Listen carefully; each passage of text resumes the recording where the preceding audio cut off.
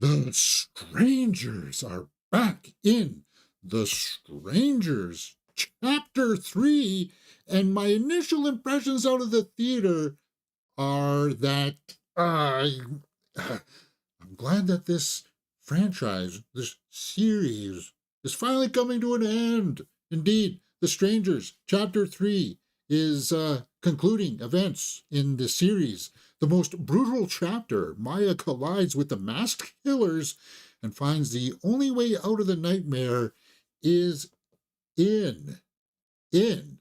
What are you talking about? Yeah, sadly, in this movie, they uh, they take it to some fairly audacious places. Uh, you got to realize here that you can't really watch this movie without knowing what happened in chapters 1.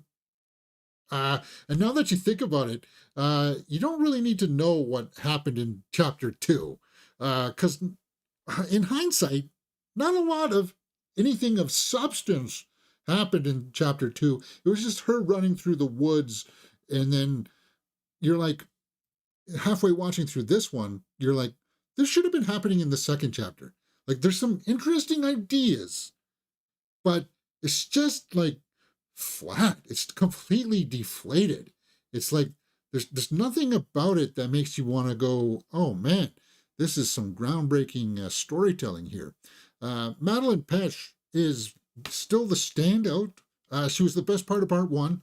I thought she was giving her best effort to the weakest script ever in chapter 2. But I got to tell you, she's going to be a big star. She's got that power where wherever she's doing on the screen, you are locked in. The problem is that the script in the movie sucks. The Strangers, chapter 3. Uh, does it give you satisfying answers? Yeah, well, if there was an arc here, it does close off those story elements. It's just kind of like, guys, did we ever really want to know the background for the Strangers, where they came from? Who are their parents? Are they having daddy issues? And you kind of get that in this, where it's kind of like, well, the creep factor is not there anymore. I'm not really scared from these characters because we're kind of like watching what makes them tick, and it kind of undermines the entire premise of what the Strangers was that they are just killers because they like to kill and they don't care who they're killing. But you're trying to add in all these reasons for things to happen, and it may work for some newbie horror fans out there who are not well established in the lore of what horror movies are just yet. But if you are a horror aficionado, then you've seen all of this stuff before. And it's just the best thing that has probably got going for it is the runtime at an hour. I think it's just about an hour and 23 minutes or something like that. And it's just so mind-numbingly stupid. like, uh, yeah. So with that being said, let's not linger. Let's go over to the score sheet and start filling in some numbers here for acting, directing, and story, cinematography, and score. Acting and directing and story are out of a possible 2 points each.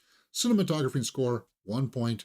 Acting, I'm going to give Madeline Petch here pretty much all the points because she's the one carrying this.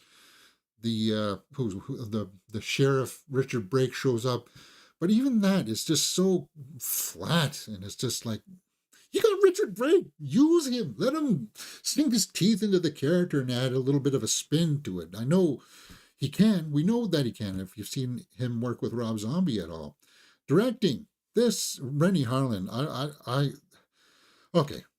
The technical aspects here are handled fairly well. It's framed well. You can see things even when it's dark. A lot of this movie is filmed in the dark.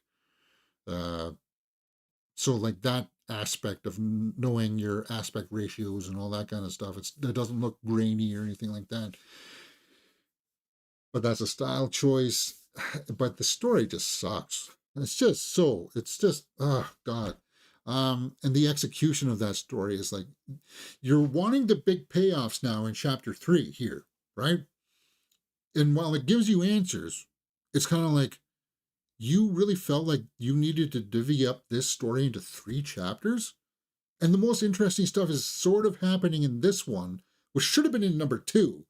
And now we continue with her in the third one to try to reconcile all of the trauma that has happened to her. But they don't do that. So for this, I gotta say that the story is also a 0.5 because it's so dependent on you knowing what happened in chapter 1 and 2. I don't think anybody could sit into this and be like, oh, I know what's going on. No. You need to know the events. Cinematography and score are serviceable. So we're sitting at a 3 out of 10 right now for The Strangers, chapter 3. Let's go over to the tomato meter again here and take a look at the 18%. Yeah, not good, guys. In the final film of the Strangers trilogy, Maya, see, I don't even remember the character's name. I've seen 3 of these already. Maya, I call her Madeline, right? Because that's the actress's name, faces the masked killers one last time in a brutal, full circle reckoning of survival. Guardian says 2 out of 5. The 2008 original will probably endure as a solid sleepover ready example of American ordeal cinema. But this final chapter, like its immediate predecessor, falls somewhere between footnote and, well, obviously they're not liking it, right? Variety says it stretches material that wouldn't overfill 90 minutes to 44.5 hours, arriving at no worthy destination and conveying scant excitement en route. It aims low and still bunts. Yeah, see, they're trying to be funny with these, but it's just, you get the impression here that it's not very good. Bloody disgusting. Their whole forte is horror, so they should have some good grasp of these concepts. This misfire instead leaves you repeating the original film's question: why are you doing this to us? Uh, there was maybe a little bit of an attempt there for redemption with the main guy, but it was just no. And they give it a 1.5. Um, no, not buying it. So somebody who did like it, but why though? A Greek community says The Strangers Chapter 3 suffers from once again feeling like a piece of a bigger movie. Sure. What's different this time around is that it's plenty compelling on its own, even in its fragmented form. And it's fragmented, yeah, because they try to introduce exterior characters in this one now that just don't like don't become relevant to the plot at all. Like it was, as I said, it's got some interesting ideas in here by adding in some family members, but it's just you don't they don't do anything. It doesn't culminate to anything. Thaddeus Thomas says Strangers 3 was decent. Definitely watch the first 2 to really understand the story. That just echoes what I was saying. It does go by pretty quick, I will say. Let's take a look at a fan who didn't like it because we need some more context. Killing scenes were not that bloody. Yeah, it wasn't that scary. So, Jared, this third chapter totally wasted the time of any moviegoer who went through the first 2 chapters of this 3-part intro verse to these characters. Intro verse. Is that supposed to be intro verse? It was almost interesting, and in the end, and pivot off to what happened with Scott Speedman and Liv Tyler. No, see, that would have been interesting if you somehow teed this up for them to go off and you saw like uh, versions of Scott Speedman and Liv Tyler. Like that would have been interesting, but no, that would have been fan service and not really all that relevant. You guys, yeah, you get the impression here. It's not all that good, right? Like the fan score, I think is probably going to be around the 50s, maybe even a little bit lower, 18%. It is a it's a bit of a teeth pulling kind of thing where it's just like, okay, at least this is going to be the last time that we have to endure this, right? Let's see if there's anybody else of note here. Matt Donato says 0.5 out of 5. It's so bad that Bertino uh, should be able to sue for damages for the stranger's reputation. So he's the creator of the first one, right? Yeah, man, I got to agree with that. It's not good. Like, and some of the things that they were trying to do, like, they have the brazen audacity to suggest that maybe, maybe she might begin to turn and sympathize with the killer and become one of them. I just like, ugh. It's just, it's like, okay, maybe that could have been a great idea if you had established something like that in the first couple of chapters, but it just comes out of complete nowhere, where it's like, well, you've taken everything from me, and now I might have to kill too. Just like, no, no, this is stupid. This is dumb. How dare you insult my intelligence? It's over now, right? It's over. So that you got my impressions here. Let's wrap up the score sheet for The Strangers, Chapter 3. Watchability's out of possible 2 points. If you watch the first chapters and you are curious about it, I would say okay, but wait for streaming. Don't pay money in the theater to watch this. Uh, and if you just out of morbid curiosity are a horror fan and they're just like, okay, well, I want to see how they're going to try to explain the motivations of these characters. It sucks. 4 out of 10. It sucks because it's not a very good movie, but it's got components in there because of Madeline Petch.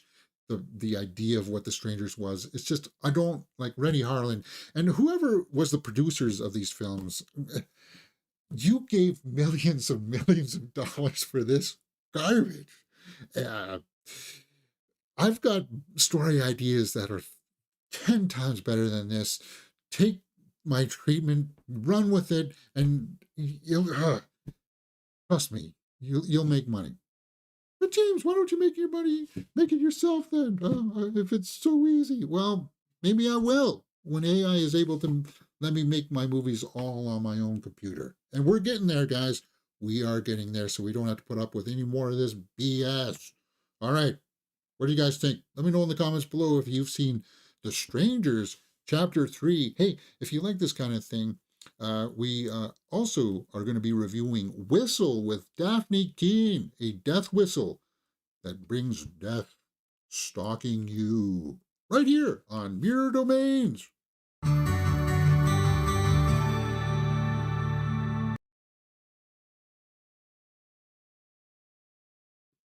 All right. I realized that I didn't get my intro as well as I wanted it to, because I wanted to be able to say that the tomato score, because that's the new format now, right? So maybe I'm going to retake the intro.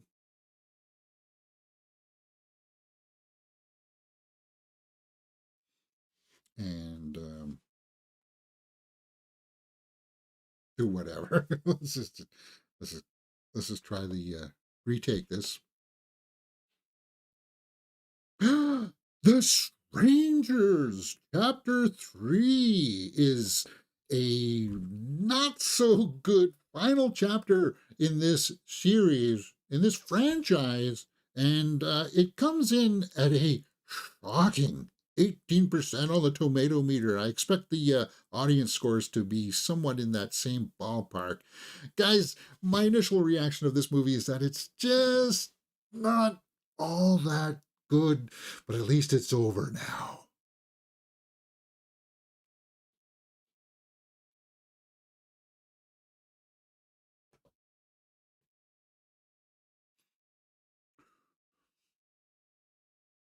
Yeah, see, this is the part where they're like, "Ooh, do I love you now? Am I gonna make out with the guy that just killed my whole fiance and my sister?" It's just so audacious that they would even try to suggest this in the like. I was just wanting to pull my hair out at this moment. It was just, oh, so stupid. So stupid. Rennie Harlan, you should be ashamed of yourself. I don't even know what the heck you were smoking when you came up with this one.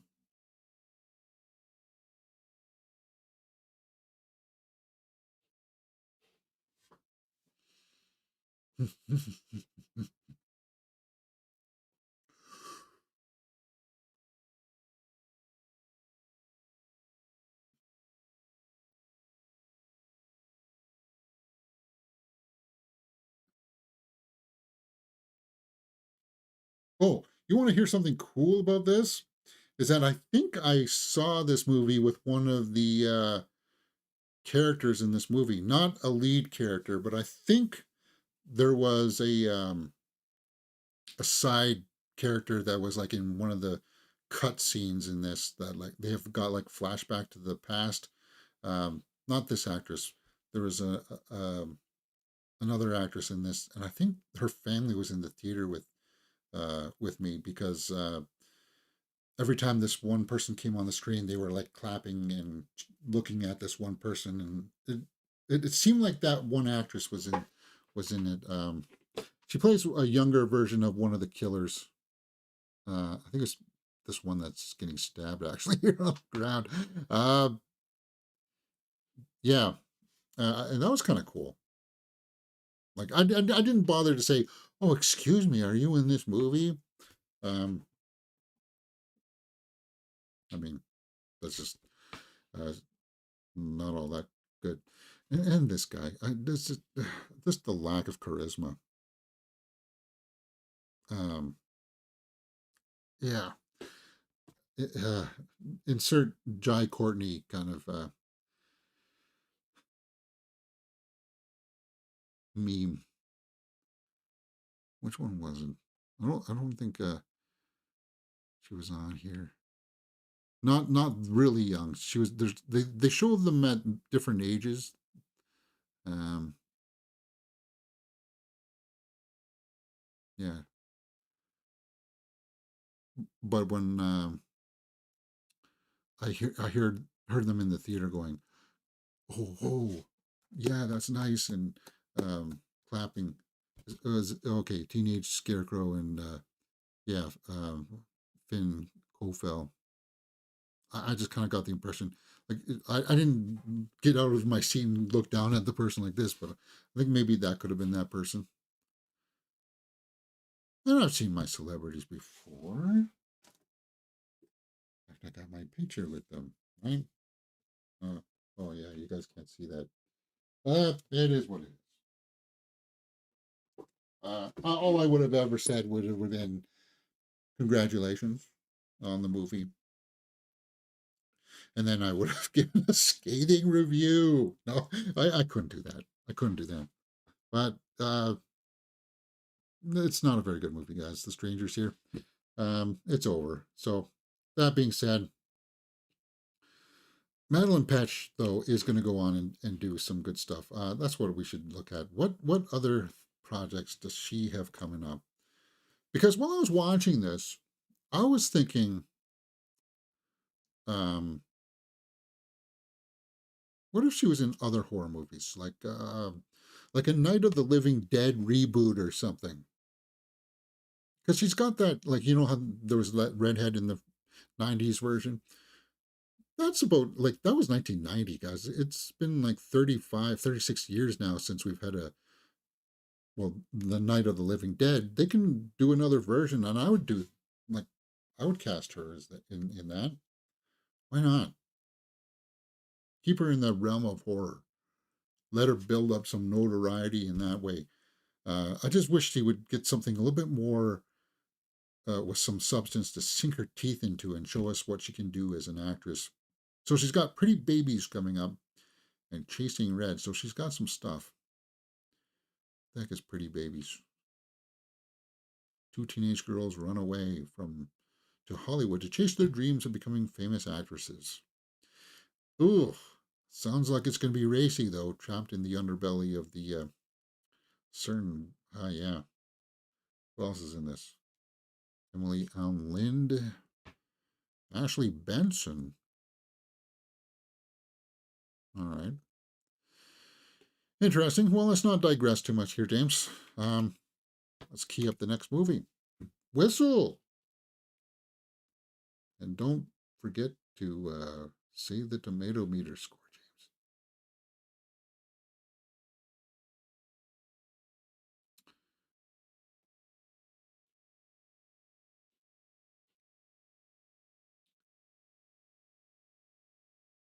Yeah.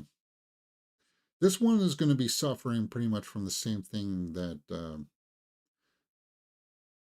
Strangers had, where it's kind of like you've got maybe one good person in there trying to give like a solid performance, and then the rest of it's just kind of like, eesh, eesh. So uninspired script wise. It's not that good. Okay, Perry's in here. All right.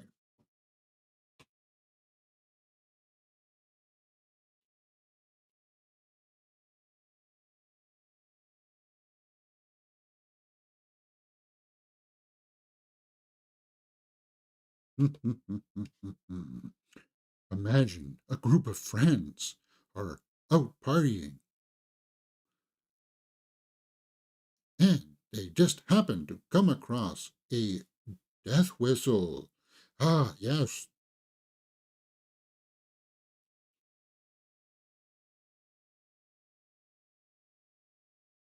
Hmm. Daphne Keane comes in to a horror movie called Whistle, where she is, well, gifted. What's that word I'm looking for? Um, ah, sorry guys. Yes, that's Nick Frost. Not befuddled. uh, not passed down. What's a word for passed down? When you inherit. Oh yeah, I guess I can use that word inherit.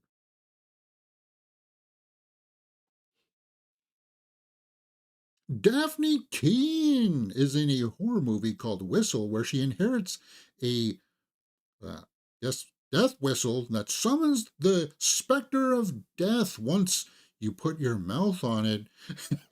Blow. Yeah, well, you guys got the picture, right?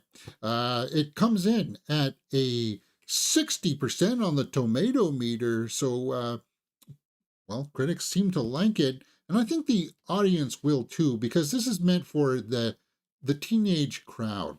This has got kind of like not quite the Scream vibe, but it's got like the maybe uh,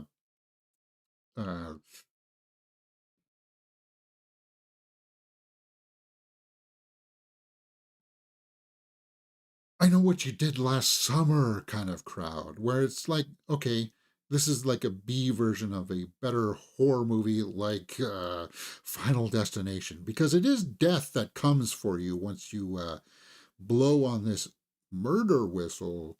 And it's a plot that we've seen before. Death comes for you, and you've kind of have to learn how to survive. The problems with this movie is the script. This is a very poorly written script where it's not well done. A misfit group of unwitting high school students stumble upon a cursed object, an ancient Aztec death whistle. They discover that blowing the whistle and the terrifying sound it emits will summon their future deaths to hunt them down. Directed by Corin Hardy. And this movie suffers from a runtime of an hour and 40 minutes, and it feels like 2 hours, man. Uh, it's got script issues in the sense that, okay, the setup seems intriguing, and the opening act is good. Like the opening scene establishes the tone for a movie that we don't get. It's kind of like none of these characters are interesting. I am a big fan of Daphne Keane because of Wolverine, right? And Deadpool and Wolverine. Come on. She's just got so much charisma in those movies. Here, her character just looks like this all the time. she doesn't show any emotion. It's just, oh, I'm a new kid coming into a new school. I don't like things. I'm unsure. There's just no emotion here. I mean, it's just so deadpan. It's like, okay, well, that's not a, if they're all happy and stuff, it's not being a positive or a good representation of what it is to be young. And it's kind of like, well, you kind of want some aspect of these characters to be appealing so you could relate to what they're going through. But uh, other than her coming to town and maybe having some substance abuse problems, uh, like why would you be rooting for this character? She's really not all that interesting. Uh, the acting suffers because of that, um, because the characters are just written so poorly, where they don't really get much to do. Now, that doesn't mean that there's a few scenes in here that are okay, and it has to do with, I think, maybe the talent. You got Percy Hines White in here. It's kind of uh, like a Joseph Quinn lookalike. He's okay. He's got a scene in here with Sky Yang where they're just yelling at each other, and they actually get to have some emotion in here, where there is absolutely no emotion coming from Daphne Keane.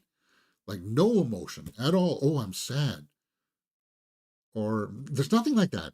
There's no big scene in here that makes you relate to her other than, oh, I like this person. Should I be texting them? Should I be letting them know that I feel like I want to be with them? And it's just like, it's just so flat. Oh, right.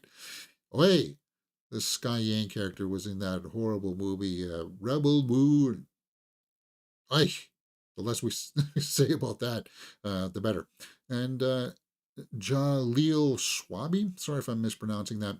He's also a character in this. Dean, he's a standout. He's going to be in this Hunger Games movie, Sunrise, or no, he was in that one. No, he's that Sunrise of the Reaping is this year. Um, okay, he was a standout. He's got some appeal there because he's got a few scenes in here that allow him to do that. Uh, it's just flat, guys. Oh, there he is, right there. He's one of the basketballers. Um, it's just so flat, and it's not scary. There's a few like flash scenes like this where it's just kind of like, okay, maybe if you're not paying attention, it goes, ooh, like that kind of a scary. It's like, I wasn't expecting that. But there's nothing in here that'll make you go, I'm sweating buckets at night because I can't get to sleep because I'm thinking about this movie. There's nothing. It's just so formulaic. It's deadpan. You guys kind of get the impression as to where I'm going with this. It's probably not worth your while. So let's go over to the score sheet here and start filling in some numbers for uh, Whistle. And I'm thinking acting, directing, and story are out of a possible 2 points each. Cinematography and score are out of 1 point. Acting wise, it is serviceable. Even those scenes that I was telling you about with the two actors yelling at each other, yeah, it was refreshing to actually see some emotion, but it's just like there's just not enough of it. And it sucks because you know that Daphne Keane can act. So use her, for God's sakes. Let her improvise and work with the character, because this character is just like, you don't care. You really don't care about her. And the execution of the technical aspects is well done, but the story itself is just so formulaic. It feels like it's blowing a flat tire by the third act, where you're just like, can we just get this over with? We know that they're going to finally somehow get the death off of them. They're going to misdirect death, just like Final Destination. And it's going to turn into Flatliners? What? Get out of here with that nonsense. Story is 0.5 as well. Okay, I'm going to be generous. And I'll give this story a 1 point here, because I'm going to look at it from this perspective. That if you've never seen a horror movie before and this is your first time seeing this kind of a movie, then some of these scares may work for you. Some of this mood and story is going to be like, oh, I don't think I've ever seen death as a character come after somebody. It's like, okay, if you haven't seen it before, then maybe this is good entry level horror, but it's not something that think I would ever want to watch again. It was like pulling teeth near the third act. Ooh, ooh, yeah. Oh, I really like you. Please don't do what you need to do to survive. And now I'm just going to watch death kill you and be like, oh, that's a shame. Hey, look, seriously, that happens. It's just like, for God's sakes, man. And I got to fault the director for that. Uh, Cinematography and score. Were there some needle drops in here? Not really. Cinematography. There's some interesting work with there's like a corn maze that shows up at one point in this, but we're sitting at 3.5 out of 10 here. So let's go over to the tomato meter score here and start filling in some numbers or taking a look at what the critics were saying here. So the Ramp, William Bibiani says, even though Whistle offers nothing new to the supernatural death curse genre, it's directed by Corin Hardy, and Corin Hardy likes to go hog wild. Uh, really? You liked it that much? I felt like this was just formulaic tripe. So, uh, Notfest says a few solid ideas, some decent scares, and an aesthetic worth admiring, all hampered by a script that never quite pulls its demons together. Yeah, because there's a couple moments in the second act where you're just like, I don't feel like I've been given all the rules yet. Like, I feel like there's a scene missing in here to help explain what the rules of all this is going to be. We're just sort of watching people die, and it's like, uh, Bipolar Bear seems to love this movie. Scream times Final Destination times Let Me In, I'm guessing. I loved it. Wow. That sounds like you have, well, you've seen your fair share of horror there. You're not calling out some of the cliche tropes and just flat storytelling, flat characters. I don't know. Renee says, worst movie I've seen, don't bother. Well, it's definitely not the worst movie. It's just formulaic, and there's just nothing memorable about it.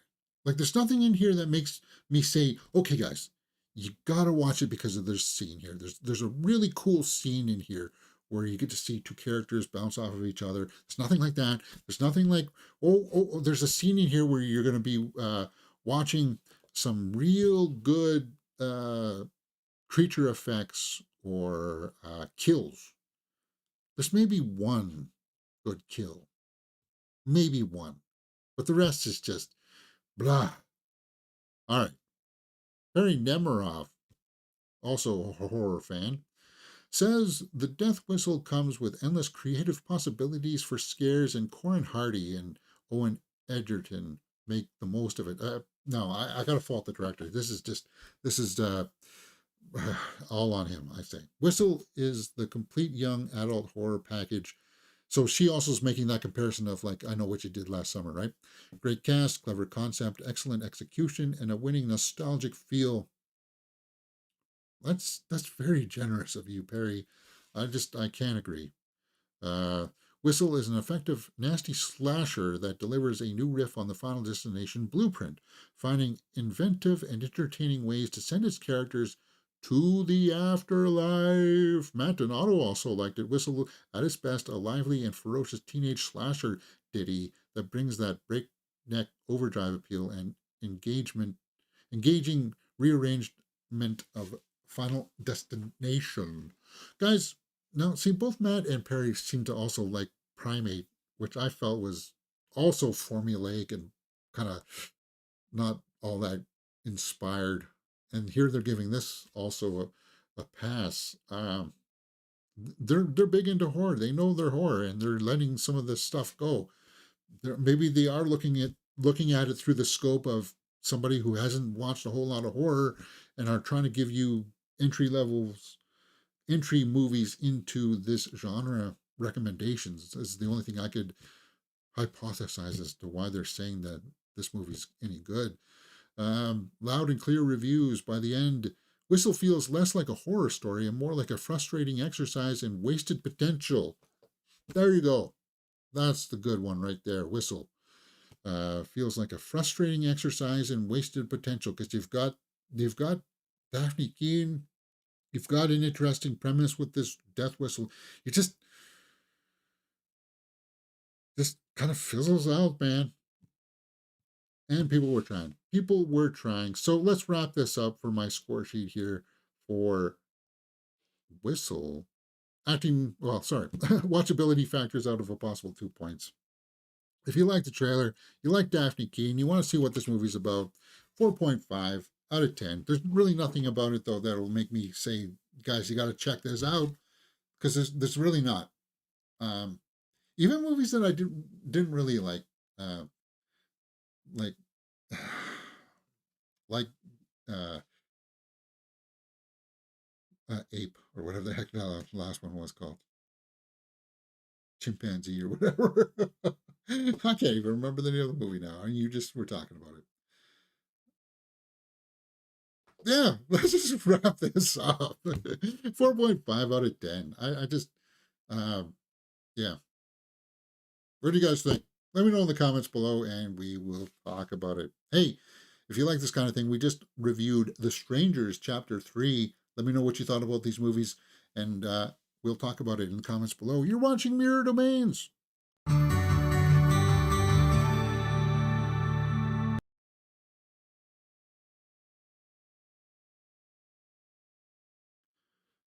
All right.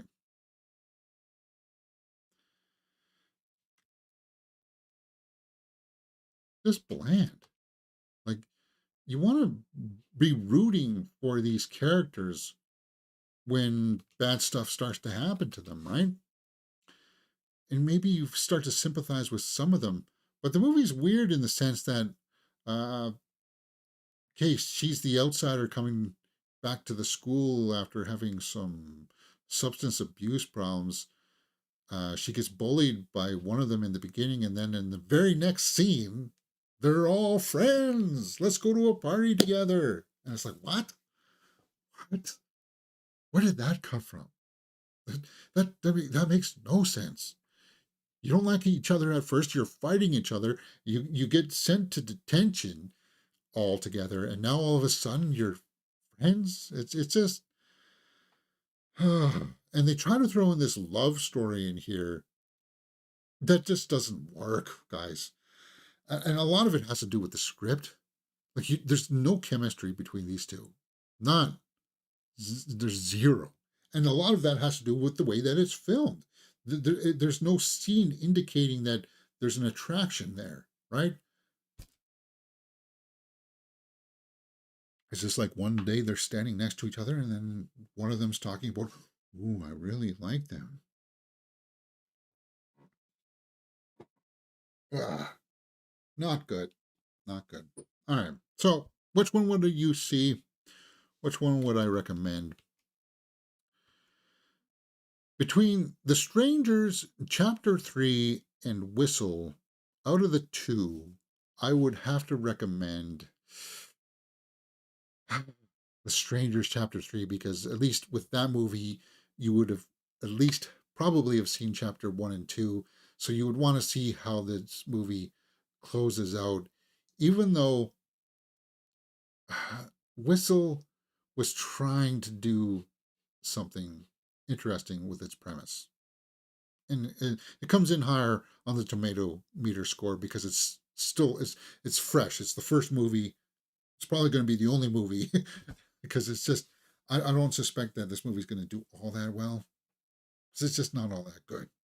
I would rather see this Dracula movie, but it's not playing anywhere near me. This is the Luc Besson Dracula movie. Um, that was supposed to come out like last year, and that got delayed. Yeah, Caleb Landry Jones is playing Vlad. Christoph Waltz is in this as well. I hear it's supposed to be okay, but it's just kind of like a little bit of a redundancy of what Bram Stoker's Dracula was, because they concentrate on the love story of it all, the romantic aspect. But I do like Dracula movies, and if I get a chance to see this, maybe this is playing at the Art House Theater. Let's check out the listings for the Art House Theater. All right, James, where is your link to?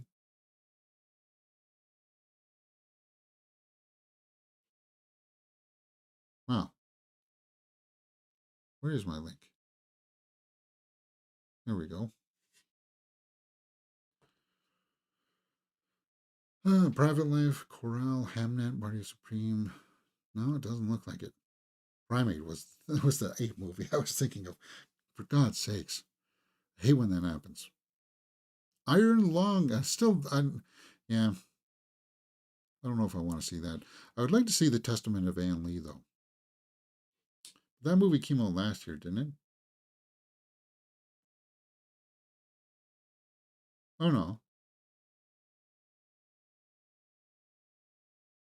it's this year, right? Anne Lee, the founding leader of the Shaker movement, proclaimed as the female Christ by her followers, depicts establishment of a utopian society. The Shakers worship the song and dance based on real events, and it's Sydney Sweeney, right? No, Amanda Seyfried. Sorry, Lewis Pullman, Thomas and Mackenzie. Yeah, maybe I'll have to go check this one out. Private Life. Wuthering Heights comes out next week. Uh, not hearing good things about Wuthering Heights though.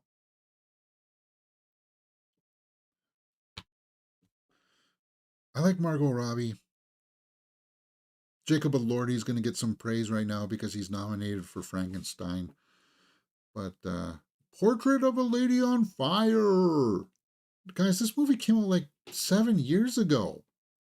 It's French. I don't know why they're all of a sudden promoting. Like, Mubi's been pushing this movie. Con 2019. I mean, it looks interesting, but it's just like, why all of a sudden now? Hey, it just proves the point that even if you think your movie's dead and nobody's going to go watch it, that a resurgence can come like this, and people will be like, I want to check this movie out. I don't know if I will if it's on a movie. Okay, so Wuthering Heights is going to be playing a lot at the end of the day, at the end of the month. All right, guys, that's it for me. What do you guys think? Um, Let me know what you think in the comments below. Not a whole lot else I want to say for today. That being said, thumbs up, and I'll see you next time right here on Your Domains.